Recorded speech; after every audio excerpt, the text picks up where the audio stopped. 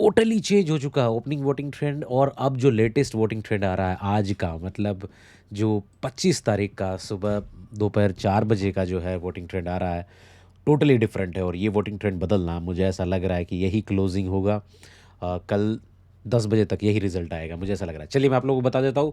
और नीलम लास्ट में नहीं है भाई, चेंज हो चुका है, पूरा पूरा वाकया चेंज हो चुका है। तो मैं आप लोगों को बता देता हूँ नंबर 1 2 3 4 5 पे कौन है वोटिंग ट्रेंड के अंदर। तो नंबर 1 से शुरुआत कर लेते हैं क्योंकि 5 पे बहुत ही इंटरेस्टिंग सा साउंड हो रहा है। नंबर 1 पे है मृदुल तिवारी, नंबर 2 पे है प्रणीत मोर।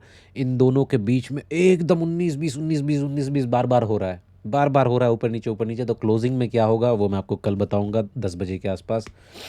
उसके बाद थर्ड नंबर पे है गौरव खन्ना। गौरव खन्ना का भी वही है, सेम 19 20 21 वैसा वाला ही है, ऊपर नीचे हो रहा है। कभी गौरव ऊपर, कभी एकदम गौरव फर्स्ट आ रहा, फिर सेकंड आ रहा, थर्ड आ रहा। तो इन तीनों का वोट परसेंटेज वॉल्यूम कहीं पे भी किसी को भी मैच नहीं कर रहा बॉटम थ्री से। ये टॉप थ्री है और बॉटम थ्री जो है वोटिंग के अंदर। अब बॉटम थ्री के बारे में बता देता हूँ कि क्या है, किस तरीके का है। जो नीलम गिरी फिफ्थ पे ट्रेल कर रही थी, अब वो नीलम गिरी फोर्थ पे आ चुकी है भाई। मतलब फिफ्थ सिक्स की कगार पे थी वो, डायरेक्टली क्या जंप मारा है उस नीलम गिरी ने। तो यही होता है, देखो बिग बॉस जाने बिग बॉस की माया किस तरीके से है, और क्या बिग बॉस जो है वो ट्विस्ट करेगा नीलम गिरी को निकालने के लिए, क्योंकि वोट पड़ रहे हैं नीलम गिरी को। ये समझना पड़ेगा आपको कि वोट जो है वो नीलम गिरी के पास आए हैं।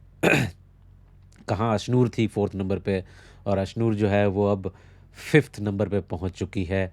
और लास्ट में है वो है अवेज़ दरबार। मतलब समझो क्या क्या कहानी हुई है। अब मैं आपको वोटिंग के पैटर्न के बाद मैं आपको बता देता हूँ कि एलिमिनेशन इसमें प्रोबेबिलिटी रेशियो क्या बन रहा है। अब इसमें देखो वोट जिस तरीके से बन रहे हैं, इसमें मृदुल जो है, प्रणीत है और गौरव, इन तीनों के वोट बहुत ऊपर है, मतलब वॉल्यूम भी बहुत बहुत ऊपर है।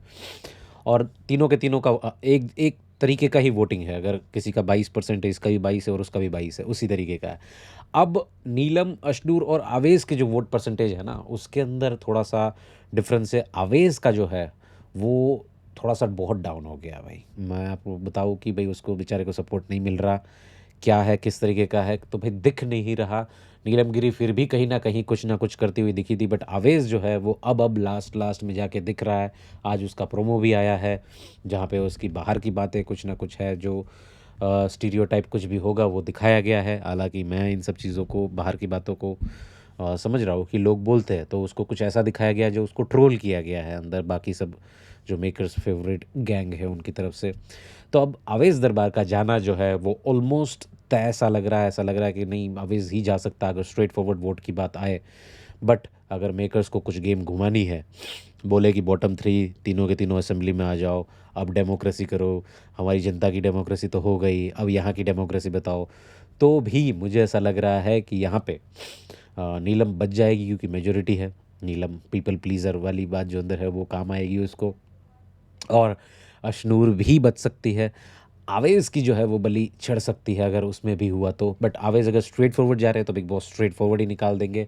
अगर डबल एविक्शन करना है तो मृदुल के ऊपर भी खतरा, लोग बोल रहे हैं कि मृदुल या अशनूर के ऊपर खतरा हो सकता है अगर कुछ बिग बॉस अलग तरीके की चाल चले तो। बाकी straightforward always is going in this latest voting trend.